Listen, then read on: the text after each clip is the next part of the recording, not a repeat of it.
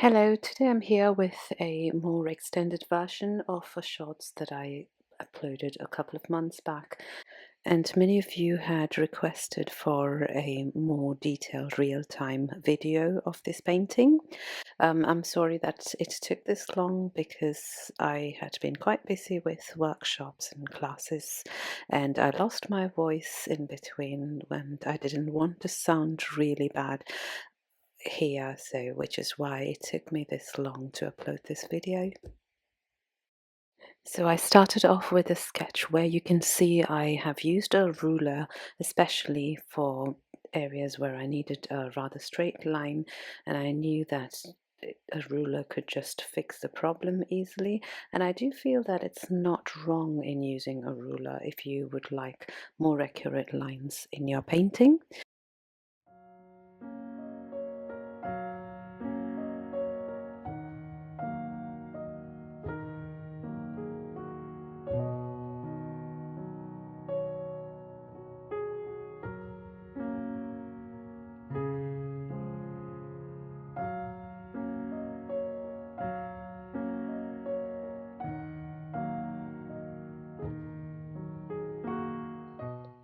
And now that I have a good drawing, I'm going to start painting. I would like to start by wetting the paper to stretch it a little bit before I start painting. So I start by wetting the back of the paper using a large flat brush. And I would like to use a generous amount of water to wet my paper. Because my paper is 100% cotton, it can take a huge amount of water if necessary. The paper that I'm using here is Saunders Waterford, and it's 100% cotton watercolor paper. So once I've wetted the back, I flip it and I start wetting the main side of it as well, so my watercolor paper is nice and stretched. Because it is quite wet, it sits well onto my board. I do not need to use a masking tape to tape it down either. So this works quite handy for me, as I do prefer to have my watercolor paper like this rather than using a masking tape. So I'm going to start painting. I am going to start using cerulean blue with a little bit of cadmium red.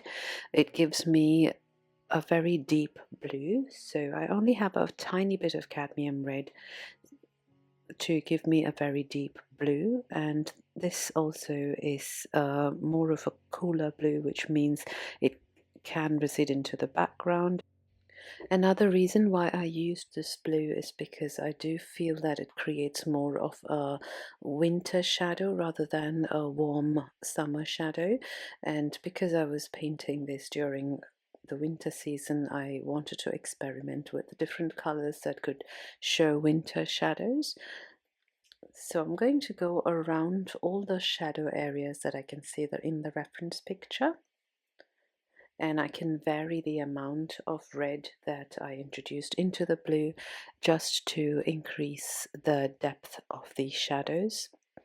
And you can see, because the paper is still quite wet, it gives me a very soft outcome. So slowly I'm going to begin to deepen those shadows, adding a little bit more red and perhaps a little bit lesser water as well, so I have more pigment, less water. It is also ideal to use a little bit of tissue to lift out in areas where you do not need the paint to flow. Because this paper is quite wet, the paint could flow in areas where you do not need it, and using a dry tissue to lift out is quite a handy technique.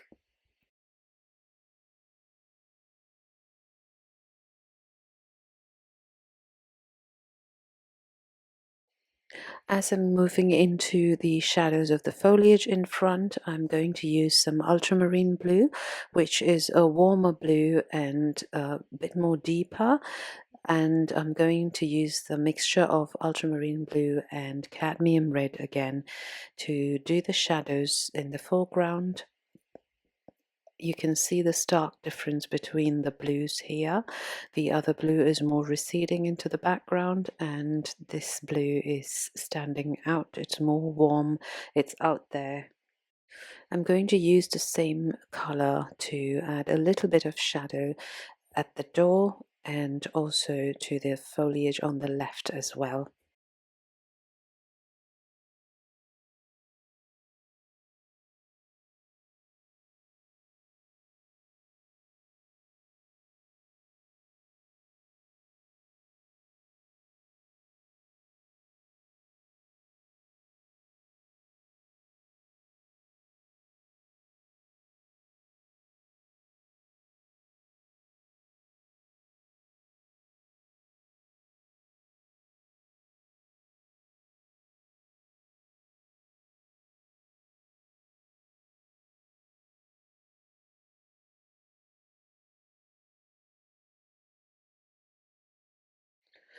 I'd also like to work a little bit on the shadows near the door. So the bits that are falling on the walls beside the door, I'm going to make sure to leave that little lampshade without any shadows. And just to give a little bit of color for that wall, I'm going to use raw sienna. And for the blue door, I'm using cobalt blue. Again, I can see that the paper is still quite wet. I can see that the paint is feathering out into the outside areas as well, which is completely fine. I would like it to feather out a little bit into the neighboring areas. And I'm using my nail just to scrape out paint just where that doorknob is. It's a great technique to use, and if you do not like using your nail, another way of doing this is using a palette knife, anything sharp that can scrape paint out. And I'm going to move on to adding a little bit of color for the foliage, the flowers that I can see on the right, just dropping in some permanent rose. And also a little bit of crimson red, alizarin crimson red, for some of the foliage in the background. So I'm trying to vary the color of reds that I can see here. So using a more pinky rose color red in the foreground, I'm using a little bit more deeper red for the roses on in the background.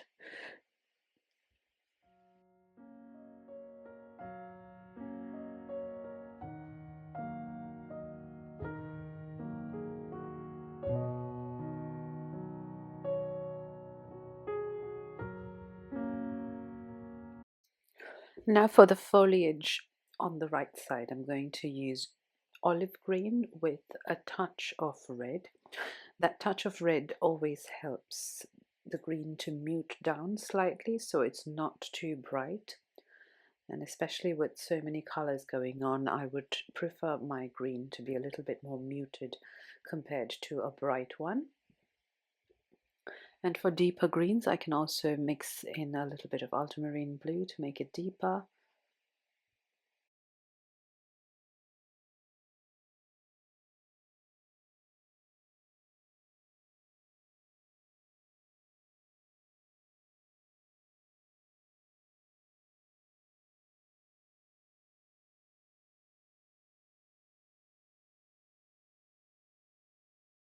And for the much darker areas, I'm going to use lesser water, more pigment. I'm using a mixture of olive green and indanthrene blue. Indanthrene blue is a very deep blue, and I prefer using that for the much darker areas instead of ultramarine blue. And I'm going to use the same indanthrene blue to do the shadows on the steps and the ones right in front of us.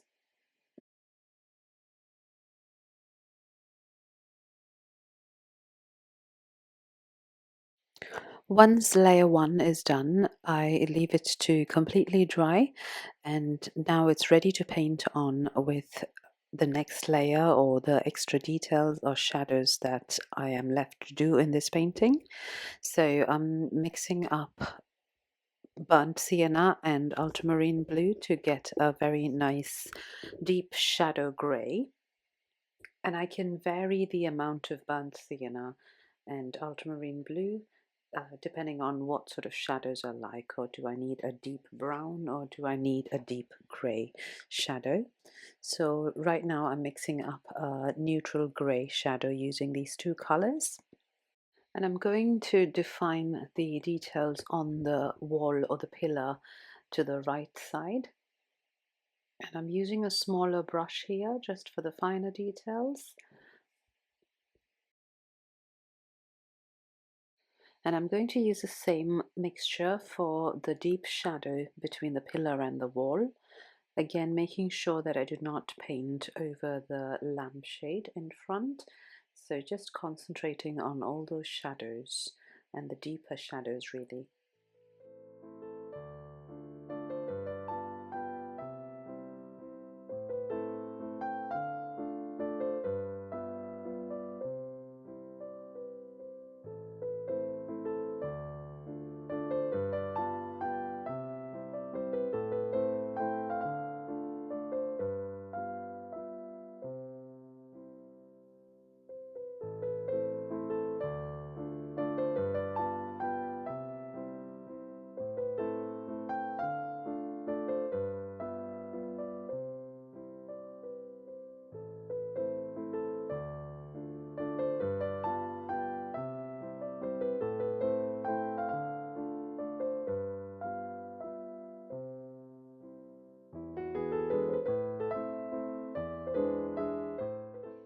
I'm now going to add in or drop in a little bit of cerulean blue where that glass is on top of the door, just to give an impression of light reflections on that glass. And I prefer working all of this in wet and wet techniques, so I'm able to drop in extra colors as and when needed. It just makes the whole painting a little bit more exciting. For some of the shadows which has a little bit of texture to it, especially the ones that fall on the wall, I'd like to use a technique called the dry brush technique, where my brush has a little bit of pigment but not enough water, which means I would be left with a very textured brush stroke, which you can see on the right side.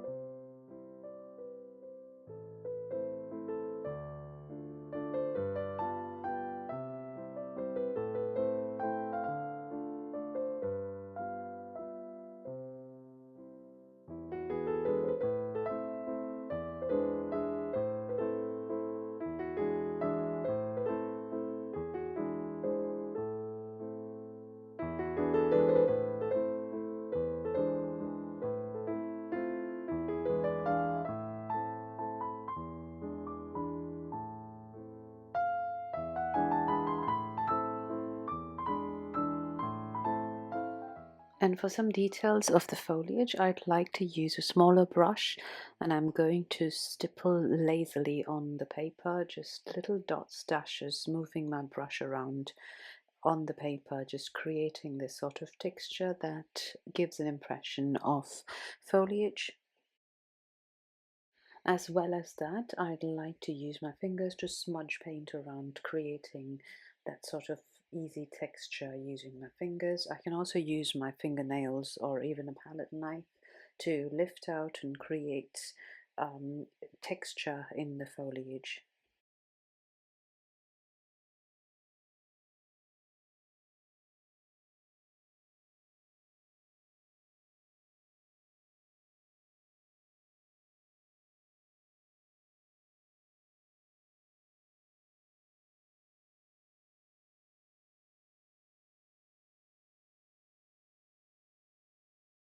I'm also going to add some details on the steps in front, the stark shadows on the door, and those are the main important things that needs to be highlighted at this stage.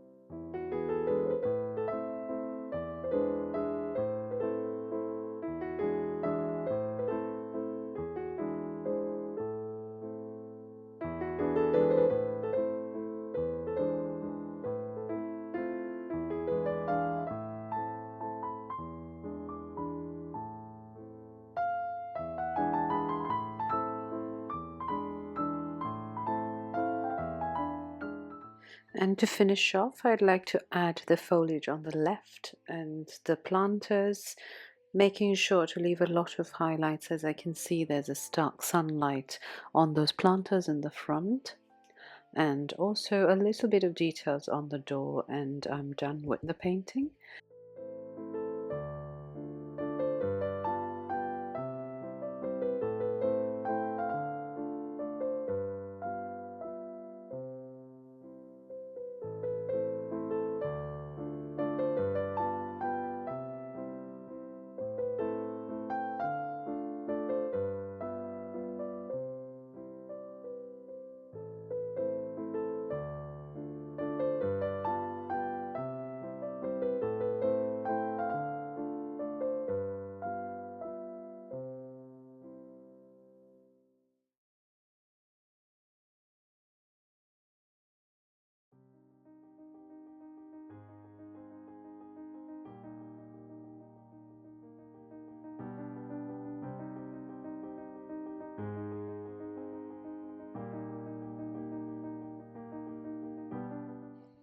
I hope you enjoyed watching the process video of this painting.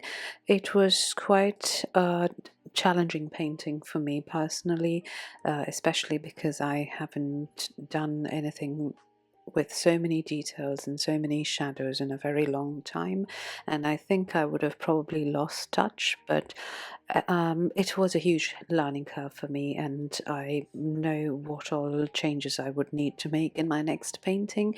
I'd love to continue painting scenes like these. If you did enjoy watching this, please let me know in the comments. Bye.